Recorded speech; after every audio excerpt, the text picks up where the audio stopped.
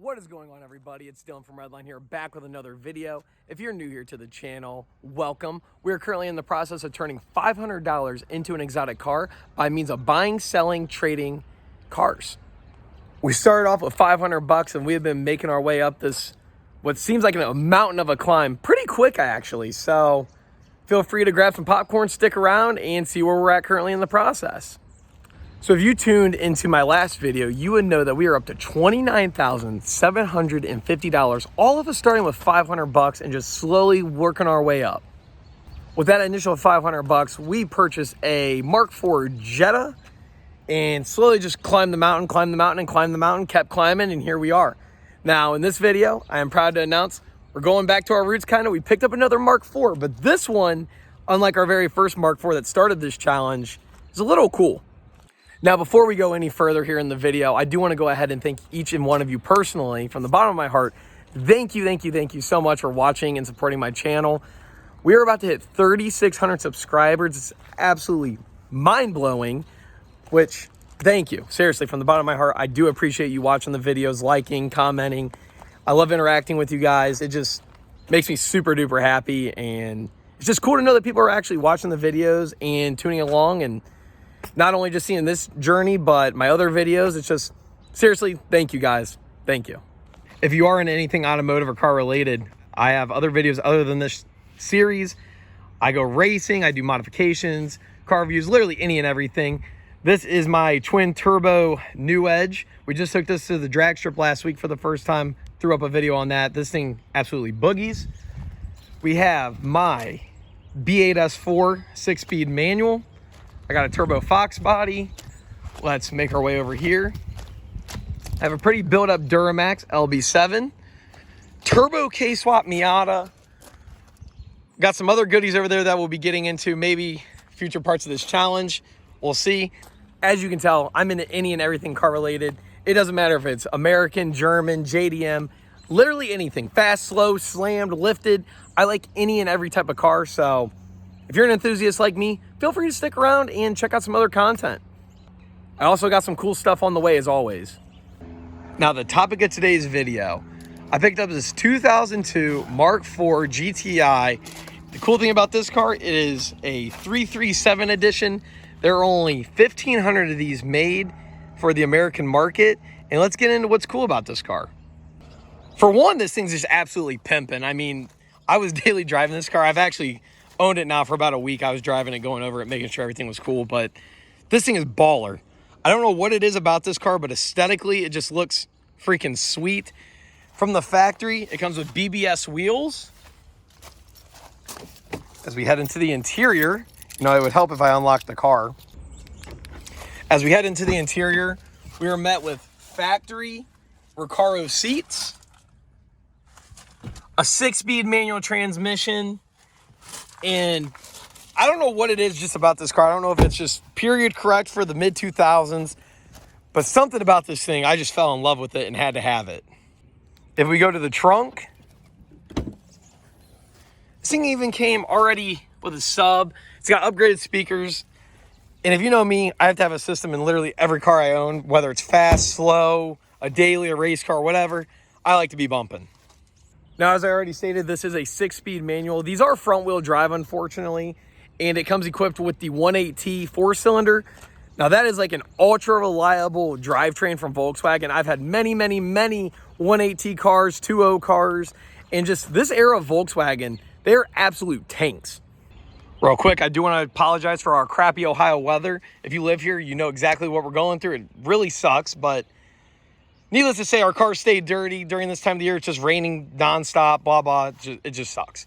But cool thing about this car is it is pretty unmodified. It does have a cold air intake, which makes some sweet turbo noises. Obviously, it has some wiring for a sub. But in terms of mechanicals, stock downpipe, stock exhaust, it is lowered. But outside of that, man, this thing is just pretty untouched. And I really like that. I'll say anymore, it's kind of hard to find a 1.8T that's not at least tuned with a downpipe and shooting 4-foot flames out of the back. Now, that is a cool thing about these cars. They do have a ton of tuning potential and stuff that you can do to them. But to come across one that's pretty unmodified is pretty sweet. at least in my opinion. So where did I find this thing? This car was actually listed on a dealer auction site. Now that's pretty cool because, I mean, it's kind of rare for like cool stuff like this to come up, but it was actually listed on a dealer site known as ACV. It came out of Buffalo, New York, and I just seen this thing and had to snag it. Now, initially when I came across this car, I noticed that it was lowered on aftermarket wheels. I thought it was just a normal GTI. I have a couple of buddies that are very heavily into these cars, like many other people out there. And I was like, hey, this car looks like it has Recaros in it and some aftermarket wheels maybe. And they're like, no, that is a 337 edition. All that stuff is factory. And I'm like, really? So after further investigative work and looking online and trying to find comps for this car, I come to find out that they're actually pretty rare and pretty unique cars. Pricing on these things were anywhere from like $4,000 to $9,000, depending on miles, condition, etc. And I noticed this one was pretty freaking clean in terms of rust. Now, if you're into Mark IVs or any old Volkswagen, you know how prone these things are to rusting on the bottom of the fenders, the quarters, and the other notable spots. This car is pretty dang freaking clean. So, to me, it was a no-brainer. Now, the cool thing about ACV is it's an online auction, and they actually do, well, at least on their green light cars and most cars, a full-fledged inspection. They go over if there's codes in the car, if the monitors have ran, they have an audio of the car running. They're supposed to do a driving test, which sometimes they do, sometimes they don't, but they're supposed to let you know how the thing shifts, how the clutch feels, etc., etc. Basically, it's just a full-fledged inspection to let you know what you're getting your hands into. Now, with this being an old car, typically cars older than like 20 years and over 100,000 miles, they like to run a red light, which means you get no warranty, no arbitration, nothing. It is whereas, how is, and you just, whatever you get, and you don't throw a fit. So truthfully, whenever there's a red light car on ACV, it turns a lot of people away because they're like, man, I'm buying a car sight unseen and I could get absolutely screwed on it. Well, I took the risk. So with that being said, I ended up getting this unit for $3,200 out the door with fees and all that, plus shipping. I want to say shipping was $150 or $250. It was only 3 hours away up in Buffalo, but personally, with it being this slammed, I really didn't feel like going to get it and dealing with throwing wood down and getting it up on my trailer. And for $150, that's practically what I'd be spending in diesel. So at that point, it's like, just get it shipped. I want to say it was $150 or $200. So all in, all out, shipped to me after auction fees and everything, I own this thing for like $3,400. I just realized I completely forgot to mention the mileage on it. The odometer, now this is one weird thing about the car. It is sitting at 117,000 miles according to the odometer. Now on ACV, it said that it was true mileage unknown. Now I've already gotten the title and everything. It says actual mileage. So I'm not really sure if that was just a mess up on their part and I just found a crazy deal or whatever. But typically older New York cars are mileage exempt in terms of the odometer. So no matter what the miles are, if it's an old car, it's exempt. There's a lot of states like that. We don't personally do that here in Ohio, but I'm not sure if that was just an error on behalf of the auction or what, but we own this unit for $3,500. So I guess we can go over all the flaws on the car. Unfortunately, there is a tiny little crack on the bottom of the bumper. I assume this is due to the thing being absolutely slammed and someone tried to pull into a parking lot or something, or even like a parking lot bumper and smacked that. I mean, the car is like super low. There's like no clearance. It looks like from here on, there's been some blend work. I'm not sure if it was paint or whatnot. It could have even been a replacement fender if there was rust at one point. These had a humongous warranty from the Volkswagen dealer. Like there was a big lawsuit and everything about rust on these where they'd get covered under warranty. So I'm not sure if that is the deal with that or not. Also, let me start. This car is from 2002. It has been driven. There's going to be flaws. It's inevitable. This side, paint looked okay. There's a little nick right in here.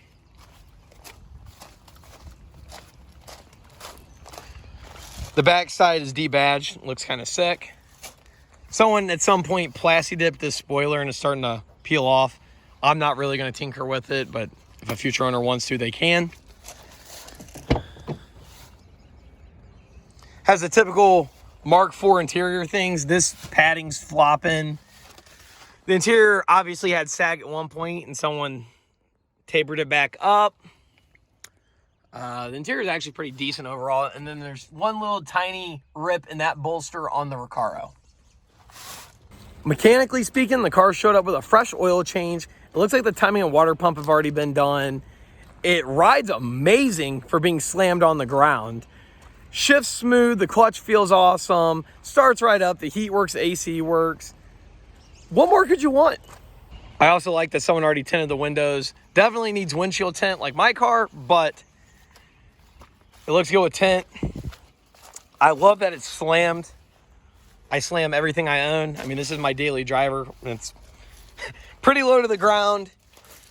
But I don't know what it was with this car, but I'm not typically like one of those Volkswagen nerds, one might say, but something about this thing just caught my eye and I fell in love. Continuing on with that, like I said earlier, I drove this thing for the whole last week. I put a ton of miles. I put like 500 miles on the car in a week. It gets super good gas mileage. It honestly surprised me. I'm used to driving like Mustangs and stuff, or even like my S4 will get like 20, 23 miles to the gallon if I'm lucky on 93. And it's like something with this GTI. I mean, that thing was killing it. I drove it all over. I mean, my gym's, 20 minutes away one way. So 20 minutes there, 20 minutes back, up to the shop, back to the shop, to home. Ran all my errands in it. Man, the thing just got awesome gas mileage. And I started to see why people fall in love with this platform. I also forgot to mention, it came with this, let me turn that key off. It came with this massive screen. It has wireless Apple CarPlay, backup camera, all that stuff, built-in navigation. Pretty freaking sweet. Nice gauge cluster with, honestly, none of the pixels are all dead throughout, so that's pretty cool. Just a cool little unit. I'm getting ready to clean it out, get all my junk out of it, and get it ready to sell. Unfortunately, I probably will own another one of these in the future. I love Mark IVs, but there's just something about this car. I know I keep saying it, but it's like when you're driving it, I don't know if it's the aesthetic of the car. I don't know if it's not fast, but it's fun. I don't know what's fun about it, but it makes the right noises. It's an interesting ride. And I've gotten a ton of compliments in this thing. When I took it to get gas, I had 3 guys ask me if it was a 337 edition. Like, why did I not know about this before? We'll go ahead and let this thing warm up a little bit, and then we will take it down the road. I'll let you guys see it's wet out, but I'll do a little pool for you guys once it's up to temp, and you can see kind of how it drives on video. But, I mean, like, even the headlights are cool. Everything about this. I love the styling. I'm just a big fan of the car. Now, I may be just a hair biased. I have had many, many, many B5 S4s, as you've probably seen on the channel. And this is from the same era, so I feel like if I like a B5, I automatically kind of have to like that. Now, I'm not really a Volkswagen guy, like I said, but this checks my boxes. So while that's warming up, I guess I can touch on a few of my cars that you guys have probably been wondering what the heck's up with them. Still got the S4. I got a video dropping soon on it regarding all the stuff I'd done. I mean, the last time you guys seen it, it had different wheels. It looked like it was lifted, had no tint, and it was broken. So that's the daily. I figure it'll stay around for a little while, maybe until I get a B9 or something, but there's that. The New Edge, we are taking that back to the track here soon. My Turbo Fox, I need to post more videos of the Fox. That's like truthfully my baby, and I really don't post it all too much. But getting ready to throw a MSD two-step in it. It is turboed. Take it to the track, see what it'll do. That was like the weakness of the car. It leaves like garbage. The K Miata is now back in action, has a new converter in it. Got the manifold all reinforced while that was apart. Got some new tires. And she's ripping. I did actually end up picking up another white Miata with a hardtop. This is not the same one that I just had. It's got about 200,000 more miles, but is in pretty darn good condition. So stay tuned. Video coming soon on this. It will be part of the challenge. I literally picked it up today. And then I got a few other cars over there that I may or may not have picked up for the challenge. We'll touch on those here soon, but I don't want to spoil everything. All right, looks like old girl is probably warmed up now. Let's make sure I shut the hood all the way. Don't need that flying up and breaking stuff. And we'll see how this thing rolls.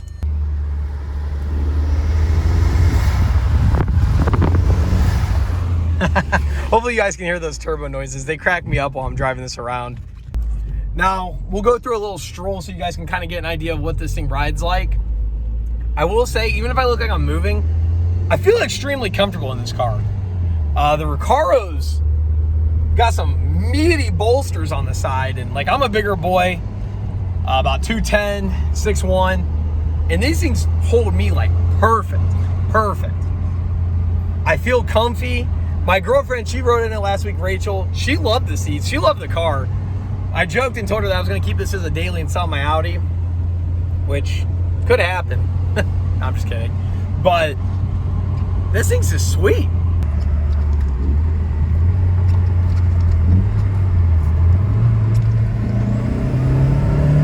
Woo, broke traction. I'd like to also add, these older German transmissions usually at this age start to get a little bit sloppy. This one feels very solid and stout. So I'm gonna go ahead, clean this thing out once I get back home, grab some pictures of it, maybe some cool pictures with the leaves, because it's fall now, obviously. Get her posted up.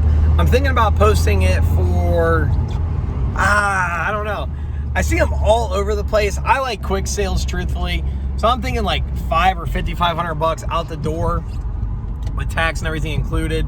Now, if I were to sell the car for about $5,500 out the door, that would leave me with, give or take, $5,200, $5,300 in my pocket, depending on where the buyer's from.